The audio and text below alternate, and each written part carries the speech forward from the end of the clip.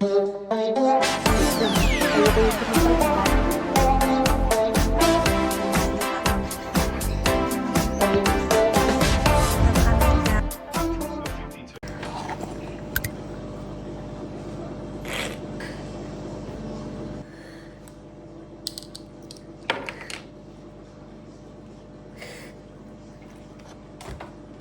Well, hindi ko naman alam kung i-upload ko to.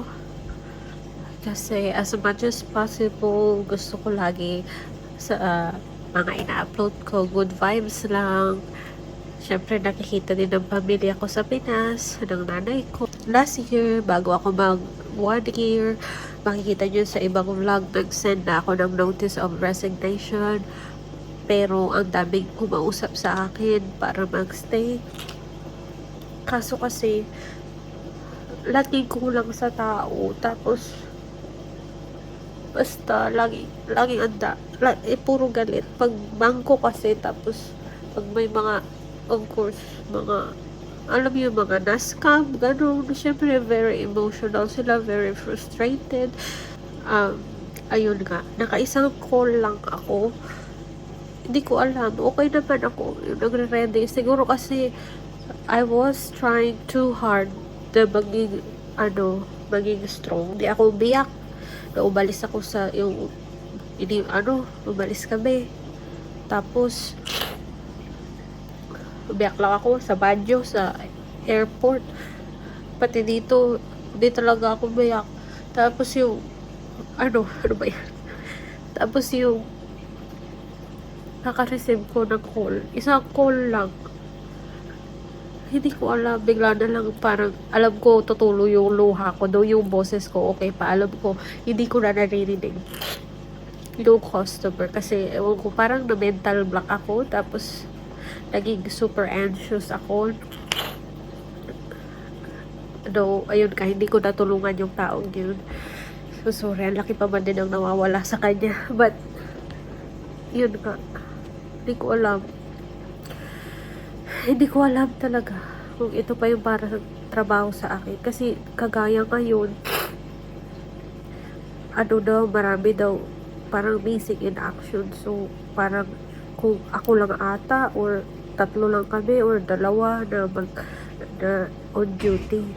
Ganun. Ayan, medyo kalmado na Kalmado na ako.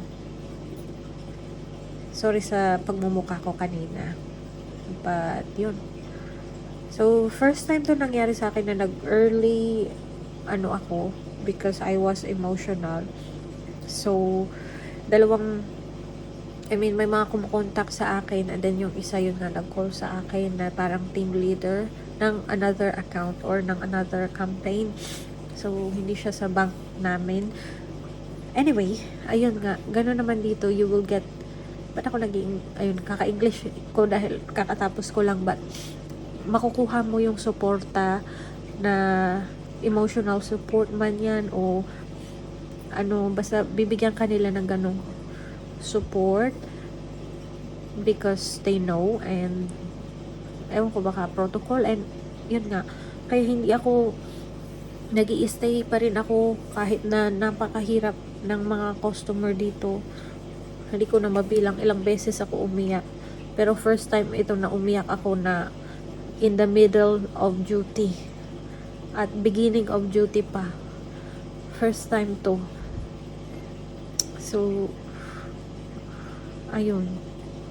Hindi ko alam. Baka. Pero itutulog ko to. Kailangan nating lumaban. Dahil si Ron, lagi niyang sinasabi niya na always do what you feel that you will feel good. Lagi siyang supportive. Nakakaiyak. But, ayun, lagi siyang supportive sa mga desisyon ko. And, yun nga, last year niya pa sinasabi na kung hindi ka masaya, i-let go yung Hindi mo naman kailangan na sabi niya, hindi kailangan, pero alam mo yun, makikita ko siya, magdodoble kayon siya.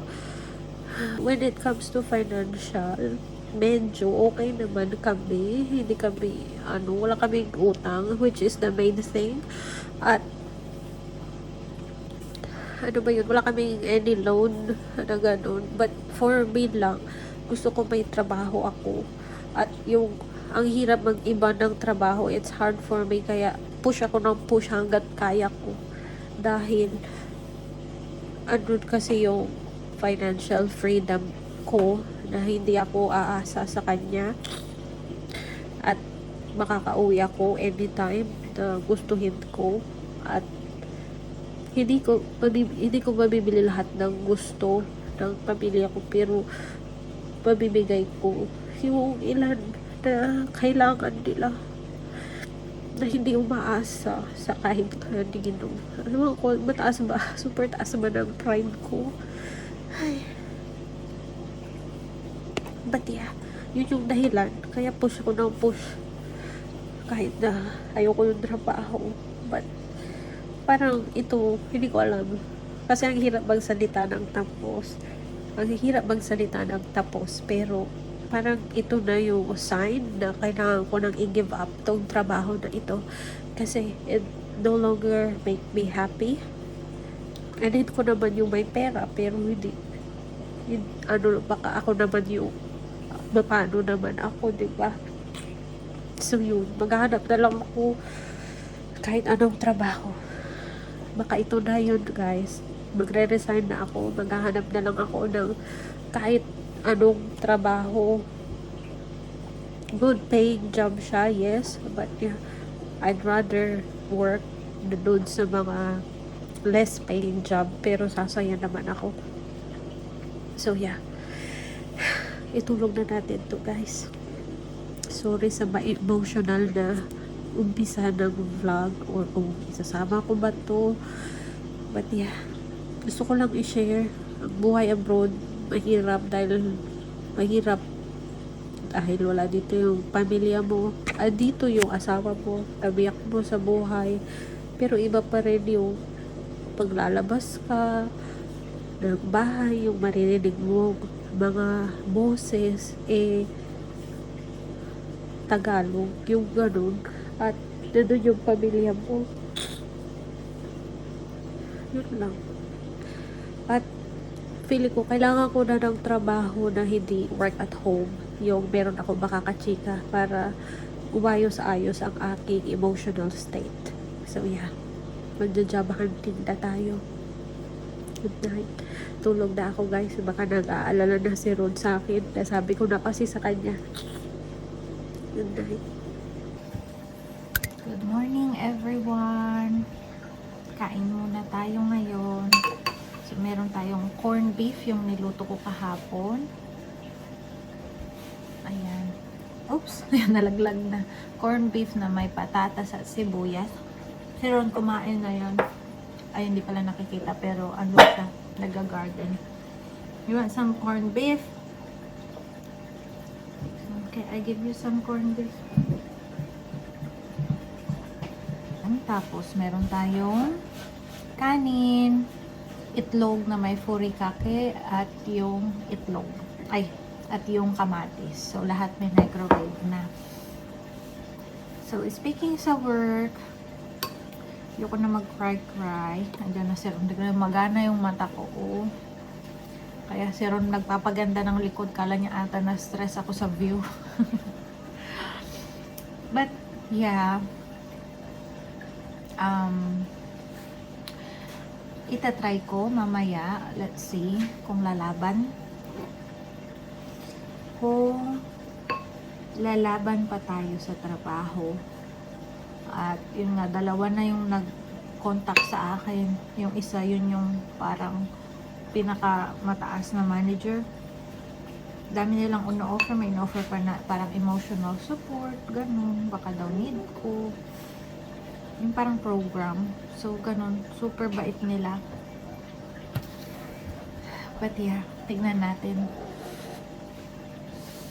Ano bang mangyayari sa ating ekonomiya? Sa aking ekonomiya.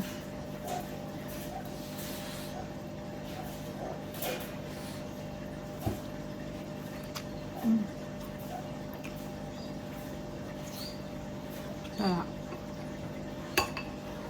So, lahat microwave na, ayun. Malasado lang yung itlog. Okay. Kain muna ako guys. Balikan ko kayo. Time check. It is 1:30. Diba ba? Mag-movie date si Mami at Daddy. Okay? Gigil siya. But yeah, instead na pupunta kami ngayon sa dagat. Makulimlim kasi, so iyak siya. So for sure, sobrang lamig.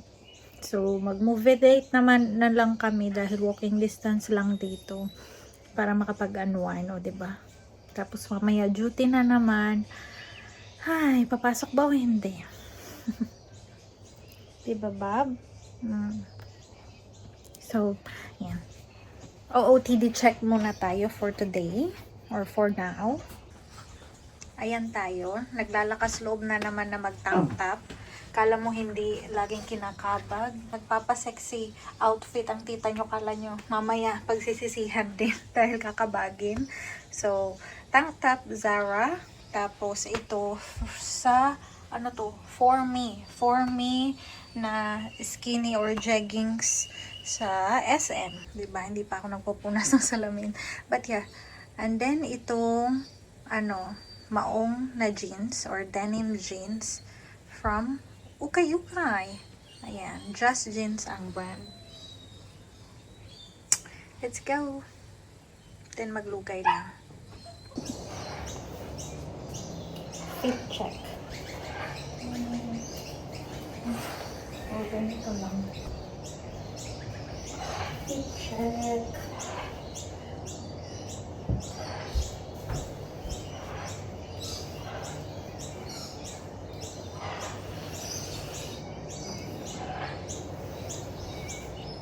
Dito kami guys. Ay, hindi pala yan. Basta equalizer ito. For Queensland. Through Zillow advertising, Oscar Williams can come up to 400. Isn't that really something?